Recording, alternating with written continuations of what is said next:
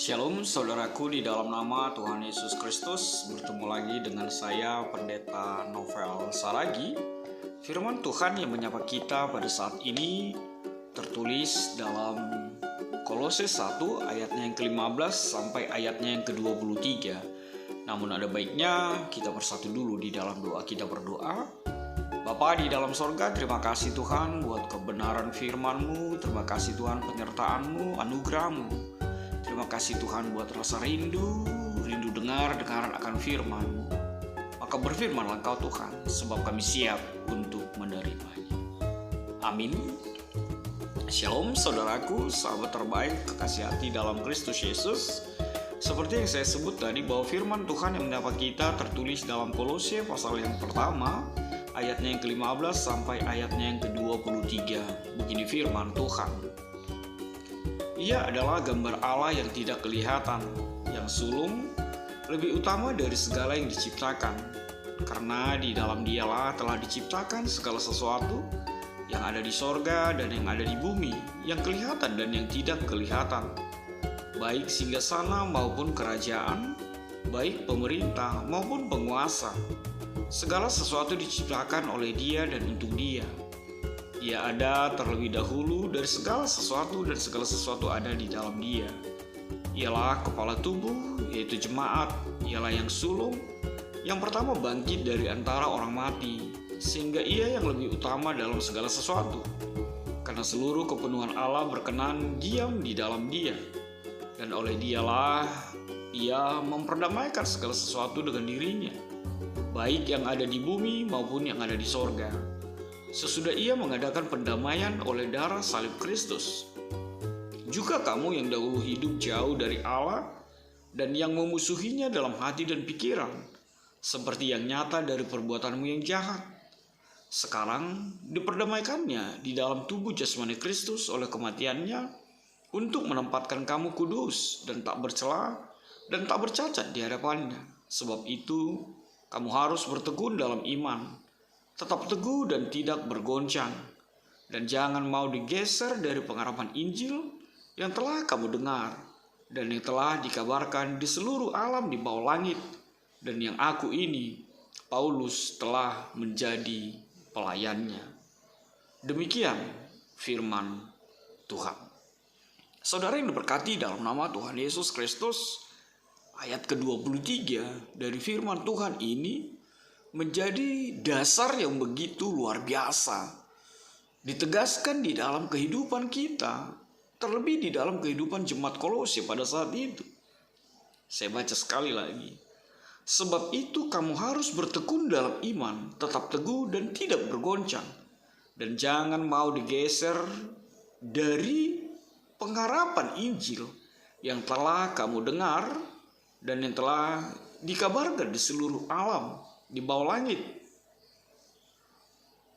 Tidakkah kalimat itu menjadi dasar yang kokoh?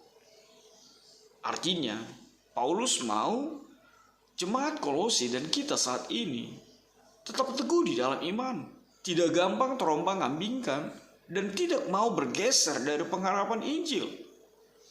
Sebab itulah yang menjadi kuat kita menjalani hari-hari kehidupan kita.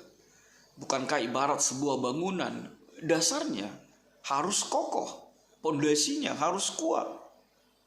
Makanya Paulus menegaskan hal itu kepada jemaat di Kolose. Karena apa? Sama seperti alasan dari seorang Paulus menuliskan surat ini sekitar tahun 62 Masehi. Alasan Paulus menulis surat ini tidak lain adalah karena munculnya ajaran palsu yang mengancam masa depan rohani jemaat Kolose. Itu bisa kita lihat di Kolose 2 ayat yang ke-8. Ketika Epafras, seorang pemimpin dalam gereja Kolose, dan boleh jadi ini adalah pendirinya, mengadakan perjalanan untuk mengunjungi Paulus dan memberitahukan tentang situasi di Kolose ini. Kita bisa lihat di Kolose 1 ayat 8 dan Kolose 4 ayat 12. Dan itu membuat Paulus menanggapinya dengan menulis surat ini. Dan kita tahu bahwa ketika menulis surat ini, Paulus berada di dalam tahanan. Mungkin saja dia berada di tahanan di Roma. Kalau kita melihat di dalam Kisah Para Rasul 28 ayat 16 sampai 31. Dan disinilah kita melihat bahwa Tikhikuslah yang membawa surat ini ke Kolose atas nama Paulus. Intinya, Paulus menulis surat ini menjadi surat yang menguatkan, yang mengokohkan jemaat Kolose agar tetap beriman dan berdiri teguh dan tidak goncang oleh ajaran-ajaran palsu yang sedang berkembang di Kolose ketika itu. Paulus memaparkan, Paulus menuliskan bagaimana dan siapa Yesus itu sesungguhnya di dalam kehidupan kita. Dan bagaimana nama Yesus itu sangat berkuasa. Dan bagaimana nama Yesus itu mengatasi segala nama yang ada dan pernah di muka bumi ini. Dan bahkan kita melihat bagaimana sampai-sampai sastrawan yang begitu masyhur, begitu terkenal seperti Khalil Gibran di bukunya, di dalam karya terbesarnya dalam Jesus the Son of Man, bahkan mengatakan bahwa Yesus itu adalah keharuman langit yang berpadu dengan mawar bumi. Artinya sosok Yesus itu memang bisa menjadi virus tanda petik, bisa menjadi dupa yang wangi, yang harumnya semerbak dan tercium dan dirasakan oleh setiap orang, banyak orang di tengah-tengah kehidupan ini. Bahkan lebih jauh lagi, kita melihat bahwa surat Kolose ini adalah bagian dari sebuah kitab pembelaan iman, atau katakanlah sebuah apologet yang menyaksikan tentang siapa Yesus itu berdasarkan bukti iman, berdasarkan karya penyelamatan yang terjadi dan nyata di tengah-tengah kehidupan kita. Kita melihat di dalam khotbah kita saat ini bagaimana hal yang pertama ditegaskan bahwa Yesus itu adalah gambaran atau wujud Allah yang tidak kelihatan. Artinya Yesus itu nyata. Yesus itu adalah wujud Allah, kehadiran Allah di tengah-tengah kehidupan kita. Lihatlah apa yang terjadi ketika Yesus dibaptis. Suara Allah itu justru kedengaran bersuara dari sorga yang menegaskan bahwa inilah anakku yang kukasihi, kepadamulah aku berkenan. Ini adalah gambaran bahwa wujud Allah nyata di dalam kehidupan Yesus.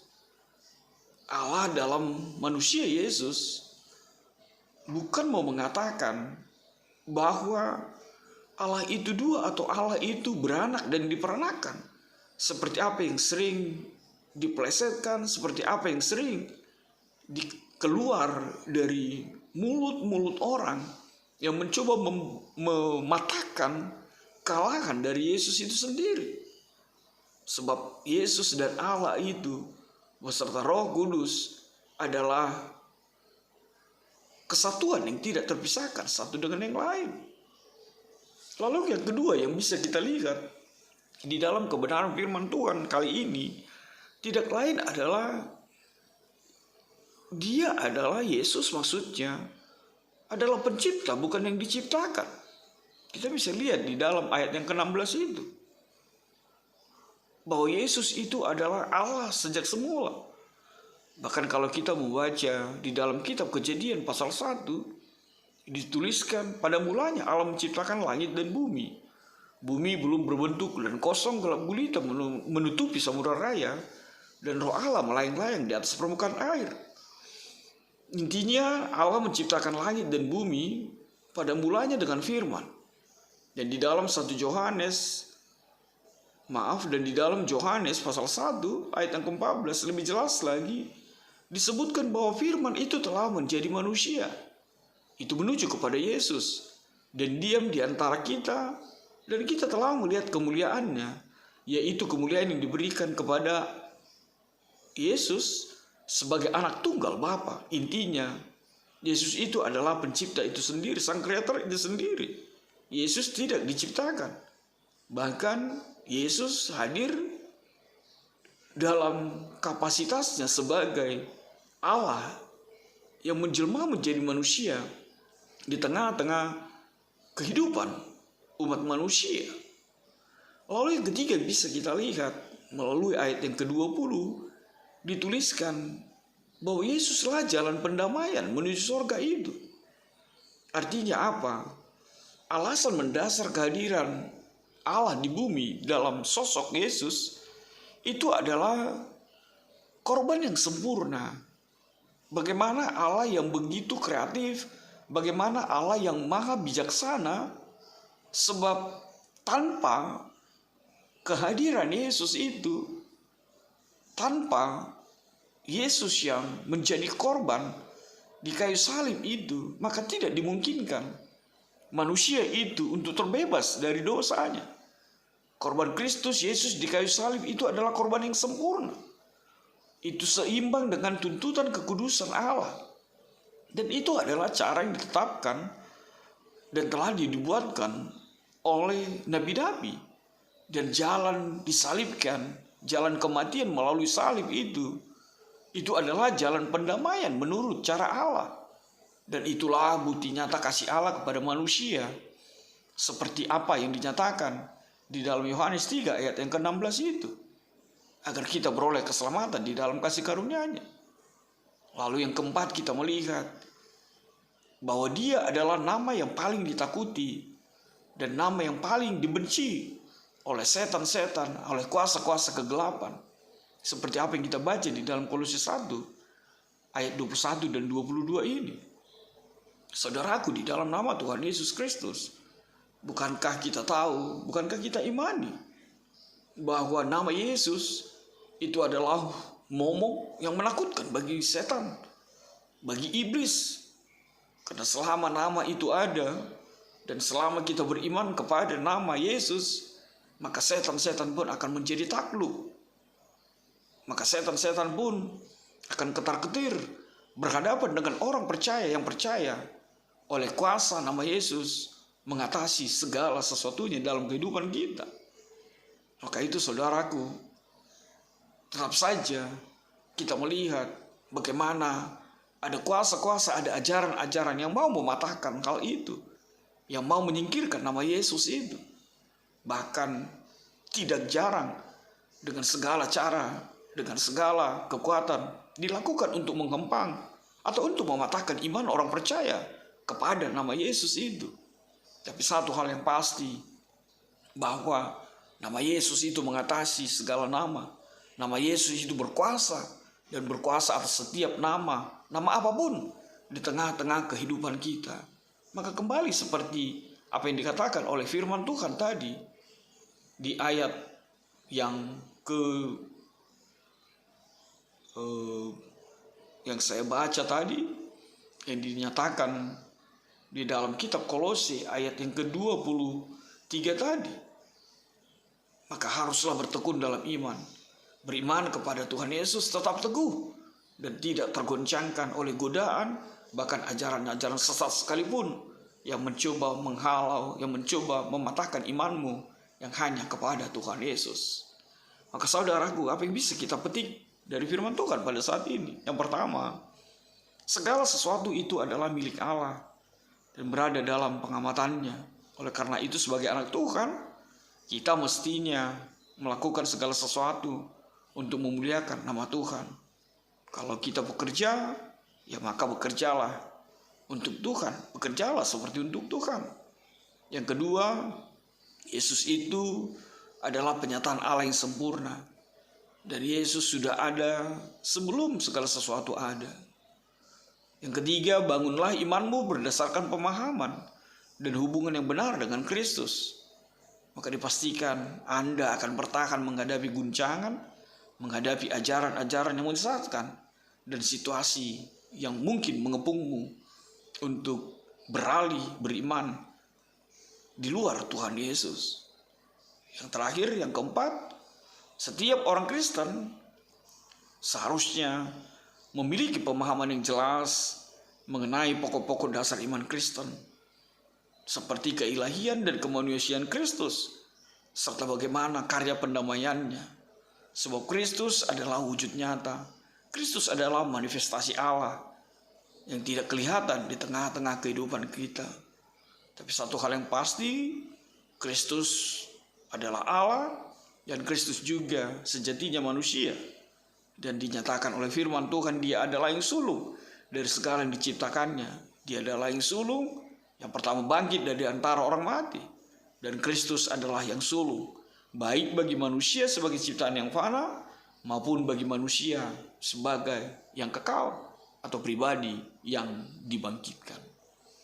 Amin. Tuhan memberkatimu. Kita bersatu dalam doa. Terima kasih Tuhan buat kebenaran firman-Mu. Biarlah kami tetap beriman kepada Engkau Tuhan Yesus, yang mengatasi, yang mengalahkan segala nama, segala kuasa yang ada dan nyata di tengah-tengah kehidupan kami, di tengah-tengah dunia ini. Nama Yesus adalah segala-galanya yang kami percaya, yang kami imani, dan kami ikuti di dalam kehidupan kami. Dalam kasih-Mu, enyahkanlah Tuhan virus-virus ini. Amin.